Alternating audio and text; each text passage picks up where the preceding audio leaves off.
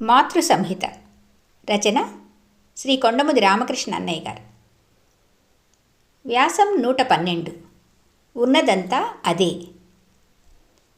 అమ్మా, రామకృష్ణ పరమహంస వివేకానంద స్వామికి భగవంతుణ్ణి చూపించారు కదా, మీరు నాకు చూపించకూడదా అని ఒక సోదరుడు అమ్మని అడిగాడట. దానికి అమ్మ సమాధానం ఏమిటో గమనించారా? కనబడేదంతా వాడే అయినప్పుడు దేనినని ప్రత్యేకంగా వేలుపెట్టి చూపించమంటావు నాన్న? ఇది అమ్మ సమాధానం. భగవత్ సాక్షాత్కారం కోరిన భక్తుడికి, సత్యదర్శనం కోసం తపించే అన్వేషికి ఇంతకన్నా కావలసిన సమాధానం మరేముంటుంది? అమ్మ ఇచ్చిన ఈ సమాధానంలో ఎంతో సౌలభ్యం ఉంది. కనపడేదంతా దైవమే అన్నది. మీకు చీమ కనిపిస్తున్నది, దోమ కనిపిస్తున్నది, బల్ల కుర్చీ కనిపిస్తున్నాయి. వాటిలో దైవం ఉంది, దానికోసం వెతుక్కోండి అని మనసు ఇబ్బంది పెట్టడం లేదు అమ్మ. అరటిపండు చేతికిచ్చి వలుచుకొని తినమని లేదు. అరటిపండు తనే వలిచి మన చేతిలో పెట్టి తినమన్నది. చీమలో దోమలో కాదు, బల్లలో కాదు, చీమని, దోమని, బల్లని, కుర్చీనే దైవంగా చూడమన్నది. ఇది చాలా సులభం కదా. ఒక సోదరి, మీరు మాలో దైవాన్ని చూస్తారమ్మా అని అంటే, మీలో కాదు, మీరుగా చూస్తాను అని సవరణ చేసిందమ్మ. మీరంతా నేనే, మీదంతా నేనే అని వివరించిందమ్మ. ఈ సర్వము నేను, నేనైన నేను అంటూ సర్వాత్మభావం ప్రకటించింది అమ్మ. ఇంతవరకు ఏ ఆచార్యులు, ఏ ప్రవక్త ఇంత తేట తెల్లంగా చెప్పలేదేమో.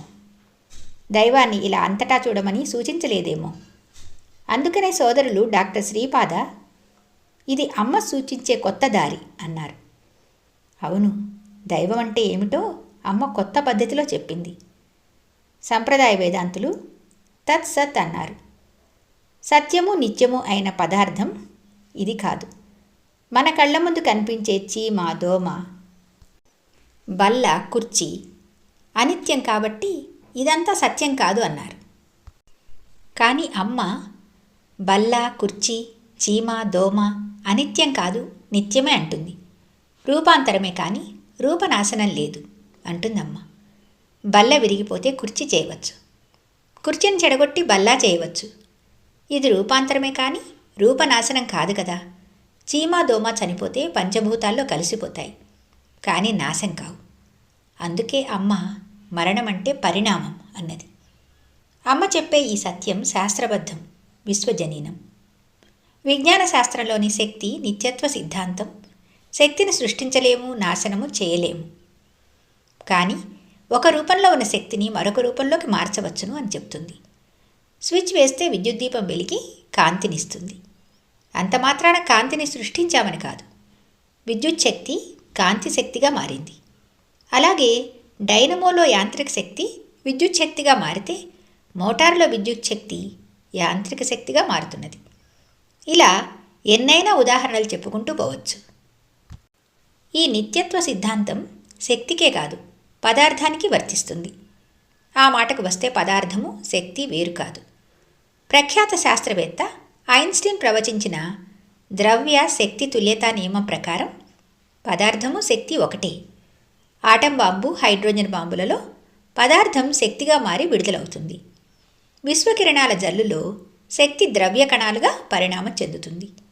కాబట్టి శాస్త్రీయ దృష్టితో చూస్తే జగత్తులోని పదార్థము, శక్తి సర్వము నిత్యమే కానీ నశ్వరం కాదు. అమ్మ చెప్పేది అదే. జగత్తు మార్పు చెందుతున్నదే కానీ నాశనం కావటం లేదు. అందుకని మారుతూ ఉండే ఈ జగత్తే నిత్యమన్నది. గాలి, నీరు, బల్ల, కుర్చీ, నీవు, నేను మొదలైన వివిధ రూపాలు ఈ జగత్తు. ఇదే సత్యం. నిత్యము సత్యము అయినది ఇదే కానీ మరొకటి కాదు అన్నది. ఇదంతా అదే. ఎప్పుడున్నదైనా అంతా తానే అయిన ఒకటే అన్నది సిసలైన అద్వైతమూర్తి అమ్మ. ఎప్పుడున్నదైనా ఆ ఒకటే, అదే అనటంలో అది ఈనాటిది కాదు అన్న ధ్వని ఉంది. ఆ భావంలోనే సృష్టి అనాది అన్నది అమ్మ. అంతేకాదు సృష్టికి ఆద్యంతాలు లేవు అని చెప్పింది. ఇలా అమ్మ సృష్టిని గురించి చెప్పిన మాటలకు, ఆధునిక విజ్ఞాన శాస్త్రం విశ్వసృష్టి గురించి వచ్చిన అవగాహనకు ఎంతో అన్వయం కుదురుతున్నది. అయితే విశ్వ సృష్టిని గురించి విజ్ఞాన శాస్త్రపు అవగాహన ఏమిటి? మనం నివసిస్తున్న ఈ భూగోళం ఒక గ్రహం. తన చుట్టూ తాను తిరుగుతూ సూర్యుని చుట్టూ పరిభ్రమిస్తున్నది. ఇట్టి గ్రహాలు ఇంకా 8 ఉన్నాయి. ఇవే కాక 50 ఉపగ్రహాలున్నాయి. గ్రహం చుట్టూ తిరిగే దానిని ఉపగ్రహం అంటారు. చందమామ ఒక ఉపగ్రహమే. ఇలాగా గ్రహాలు ఉపగ్రహాలు కాక సూర్యుని చుట్టూ తిరిగే గ్రహ శకలాలు కొన్ని వేలున్నాయి. అంతేకాక తోకచుక్కలు కొన్ని వందలున్నాయి. ఇవన్నీ కలుపుకుని సౌర కుటుంబం, అంటే సూర్యుడు ఆధారంగా మనుగడ సాగించే కుటుంబం. సూర్యుడు ఒక నక్షత్రం. ఇటువంటి నక్షత్రాలు 10,000 కోట్లున్నాయి. అది ఒక కుటుంబం. దానిని గ్యాలక్సీ అంటారు. మన గ్యాలక్సీని మిల్కీవే అంటారు, అంటే పాలపుంత. ఇట్లాంటి గ్యాలక్సీలు కొన్ని లక్షలతో కూడినది ఈ మహావిశ్వం. ఇది విశ్వరూపం. అయితే ఈ విశ్వం ఎప్పుడు ఎలా సృష్టించబడింది? విశ్వ సృష్టి గురించి మహావిస్ఫోటనం లేదా పెద్ద పేలుడు సిద్ధాంతం, బిగ్ బ్యాంగ్ థియరీ వివరిస్తున్నది. దీని ప్రకారం దాదాపు 1000 కోట్ల సంవత్సరాల క్రితం విశ్వంలోని పదార్థమంతా ఒకచోట కుదించుకుపోయి ఉంది. అది ఆదికాలపు బ్రహ్మాణువు, ప్రిమివల్ ఆటం. అది ఎంతగా కుదించుకుపోయింది అంటే 1 టీ స్పూన్ పదార్థం కొన్ని చోట్ల టన్నుల బరువు తూగిపోయింది. ఇక ఉష్ణోగ్రత గురించి ఆలోచిస్తే 1500 కోట్ల డిగ్రీల స్థాయికి చేరి ఉంటుంది. పీడనం కూడా బాగా పెరిగి ఉంటుంది. ఆ అధికాధిక ఉష్ణోగ్రత పీడనాలకు తట్టుకోలేక బ్రహ్మాణువు బద్దలైంది. అదే పెద్ద పేలుడు. అలా విస్ఫోటనం చెందిన పదార్థం 4 దిక్కులకు అమితమైన వేగంతో విరజిమ్మబడింది. ఆ పదార్థం ప్రాథమిక కణాలుగాను శక్తిగాను ఉండి ఖండఖండాలుగా విస్తరించసాగింది. అంతేకాదు ఆ పదార్థం శక్తిగాను శక్తి పదార్థంగాను పరస్పరం మారుతూ విస్తరించసాగింది. ఆ విస్తరణలో ముందు హైడ్రోజన్, హీలియం, నైట్రోజన్, ఆక్సిజన్ మొదలైన తేలిక మూలకాలు, తదుపరి వాటి మధ్య గురుత్వాకర్షణ ఏర్పడటం వల్ల నక్షత్రాలు, గ్రహాలు, ఉపగ్రహాలు మొదలైన గోళాలుగా రూపొందాయి. ఇలా విశ్వసృష్టి జరిగిందని ఆధునిక శాస్త్రవేత్తల ప్రగాఢ విశ్వాసం. దానికి రుజువులు లభించాయి. దీనిని బట్టి అర్థమయ్యేది 1000 కోట్ల సంవత్సరాల క్రితం బ్రహ్మాండం ఒకటి ఉన్నది. అదే ఇప్పుడు ఇన్నిగా మారింది అని. ఇప్పుడు సృష్టిని గురించి అమ్మ చెప్పిన మాటలు గుర్తుకు తెచ్చుకోండి. సృష్టి అనాది అన్నది అమ్మ. అవును, సృష్టి ఎప్పటిదని చెప్పగలం? 1000 కోట్ల సంవత్సరాల క్రితం మహావిస్ఫోటనంతో ప్రారంభమై ఇప్పటికీ విస్తరణ చెందుతున్న ఈ మహావిశ్వం అంతకుముందు ఎన్నిసార్లు ఇలా విస్ఫోటనానికి లోనైందో. అంటే అమ్మ చెప్పినట్లుగా సృష్టి అనాది అనేగా అర్థం.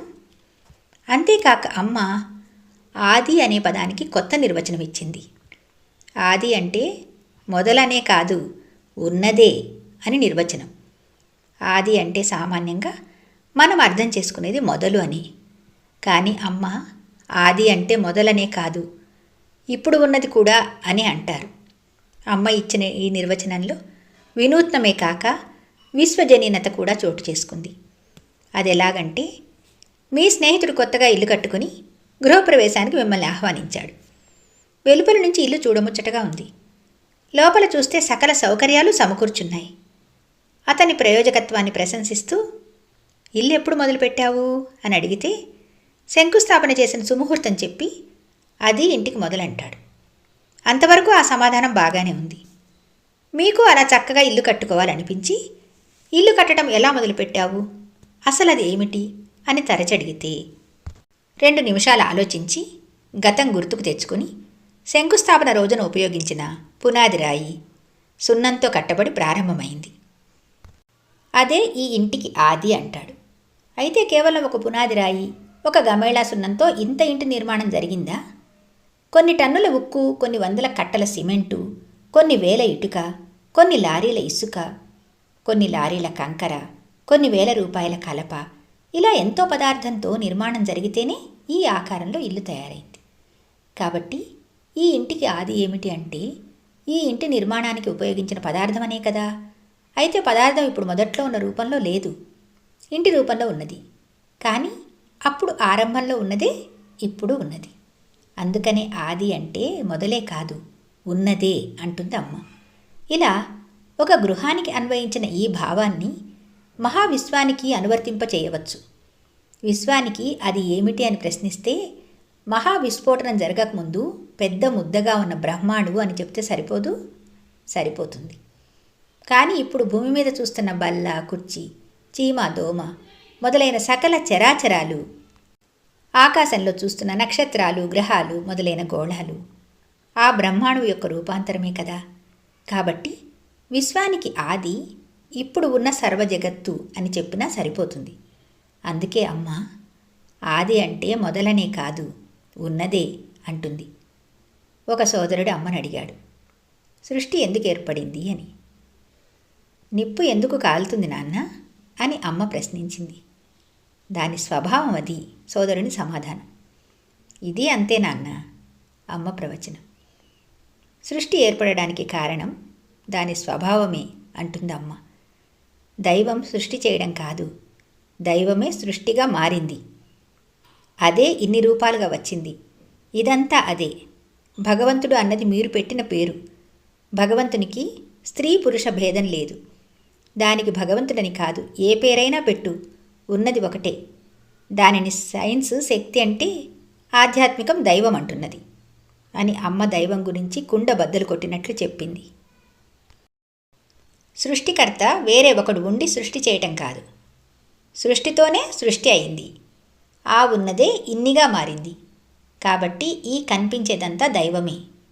సృష్టి యొక్క ఈ విరాట్ స్వరూపానికి, సృష్టిలోని వైవిధ్యానికి అచ్చెరువొందిన ఒక సోదరుడు చివరకు ఇదంతా ఏమవుతుందమ్మా అని అడిగితే అమ్మ ఏం సమాధానం చెప్పిందో చూశారా? దేనికి చివరా? ఎక్కడికి చివరా? సృష్టికి ఆద్యంతాలు లేవు అని నిష్కర్షగా చెప్పింది.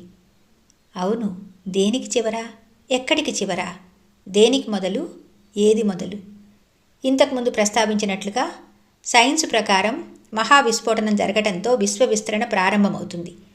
అలా కొన్ని వేల కోట్ల సంవత్సరాల పాటు సాగుతుంది. తిరిగి గురుత్వాకర్షణ వలన ముకుళించుకుంటుంది. బ్రహ్మాణువు ఏర్పడుతుంది.